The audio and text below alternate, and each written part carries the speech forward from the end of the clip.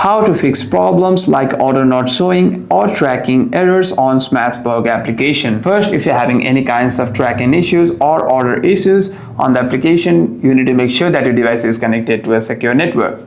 Swipe down on the control center and make sure your Wi-Fi or cellular data is turned on and is connected to a network that is actually working. By doing so, you shouldn't be facing any kinds of internet issues. However, if you are facing any other kinds of problem during your orders, you want to simply log out and log into your account once. And if that doesn't solve your problem either, you want to simply clear your cache of the application first. If you are using the website, you want to simply go to your settings. After that, you want to scroll down all the way and tap on applications. Here you want to navigate yourself to the Safari app, and here you want to scroll down and simply clear your cache from here by tapping on clear history and website data. And the next time you open the website, you shouldn't be facing such problems. Hope this video was helpful. Do like and subscribe.